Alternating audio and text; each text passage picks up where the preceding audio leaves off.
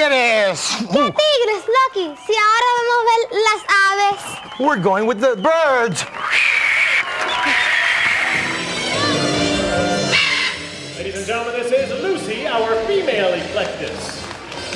Eclectus parrots are native to Indonesia. That's right, the neat fact about the eclectus parrots, guys, they are the only parrots in the entire parrot family where the male and the female are two completely different colors. That's right. Now, for years, this had scientists baffled because they thought these were two different species. But they're not. No, they're not at all. It's just that the males, like Ricky here, are a vibrant green.